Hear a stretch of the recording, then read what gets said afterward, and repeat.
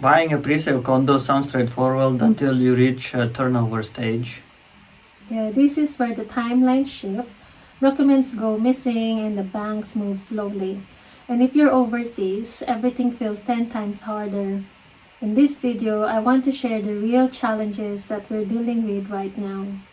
Not a theory, not insights, just what's happening at the moment. Hi, I'm Paul. I'm based in UK and married to Filipina. Yes, we bought a one-bedroom pre-sale condo in Park McKinley West, BGC. And we were originally told that the turnover would be around October.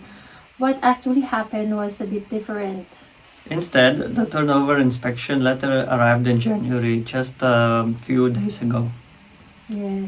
Now, on the surface, earlier, the turnover sounds like a good thing, but it also compresses the timeline very quickly.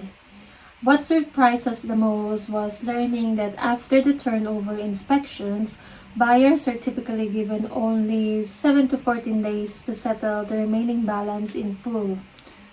Fortunately, Megaworld agreed to delay our turnover until the contract date, which is in October. So we still have some time actually for this. That gives us a little bit time also to apply for financing and finalize all the logistics, traveling, holidays, booking, etc. Yeah, but suddenly you're dealing with the travel plans, inspections, the payments, documents, and financing all at the same time. So if It's too we're much. overseas, the timing shift matters a lot. One of the biggest challenges so far was communication for the banking loan. So this includes document requirements, the loan terms, fixed interest period versus the principal payments, and overpayment rules.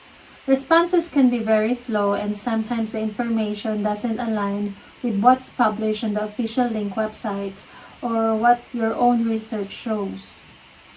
Exactly. And one surprise for us as well is learning that the OFWs, the maximum loan term, often is 15 years only, compared to up to 25 years for the locals. And that creates pressure because turnover deadlines don't move, but bank processes move at their own pace. This is something foreign buyers really need to have a look as well. Exactly. So we're planning to do a dedicated video just on the banking loan process because it's quite complex and I think everyone needs to know that.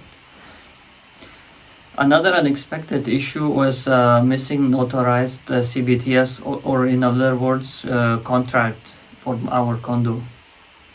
Yes, resolving this required multiple people chasing it. Our agent, Megaworld staff, and us are following up repeatedly. When we started this process 2 years ago, the notarization requirements through the Philippine Embassy weren't very clear. So now we're considering signing certain documents in the Philippines during turnover inspection. But of course, this could delay the bank loan time because banks usually take around 60 to 90 days for all the approvals and loan release. Yeah, it wasn't one person's fault, but it showed how easily a single document can slow everything down. So if you don't actively follow up, things can quite quickly stall. So that's something to consider. And also, one thing that genuinely surprised me was the attorney-in-fact requirement for the banking loan. Because we are overseas, the bank requires a representative in the Philippines. And not just anyone, they strongly prefer immediate family members. That's not always easy, especially if you didn't plan for it, and actually if you don't have any relatives in the Philippines, you're a foreigner. Was a learning moment from both of us. Definitely, yeah. We're also evaluating whether second Pag-IBIG loan under my wife's name could be an option. But the concern is whether her first Pag-IBIG loan used for her mother's house could create complications later. This comes more complex when the property also involves foreign spouse. This is still under review and I'll share what we learn once the credit checks are completed. Yeah, maybe we still can avail Pag-IBIG loan. What do you think, Jenny? I'm not sure. Another major decision is choosing the right bank in the Philippines. The interest rates vary. Fixed periods matter, and what looks good on paper isn't always best in the long term. We're prioritizing lower fixed rates and predictable payments, even if that means more upfront work. Yes, and this decision affects the whole entire timeline as well of our investment. So, if there's one key takeaway so far in this video, it's what do you think, Jenny? The buying pre-sale as a foreigner isn't impossible, but requires constant follow-up and a flexibility. Delays Definitely. don't mean it's a failure. It just means you need to buffer some extra time and always follow up actually with the agent, with the developer, with the bank. Yeah, that's what's our advice. Yeah, financially and mentally, it's stressful. It is, yes. So if you've gone through the condo turnover or bank financing in the Philippines, we'd really value your feedback and input here.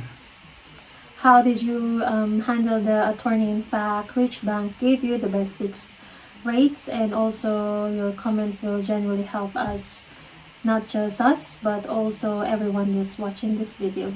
Exactly. So thank you very much for watching again. I'm Paul and my wife is Jenny here. Thanks, Jenny. And in the next video, we'll break down the bank financing and give you a guide for the required documents in the Philippines and the challenges that we face so far. So if you want to follow this journey, honestly, please subscribe to us. Thank you. Thanks. Goodbye.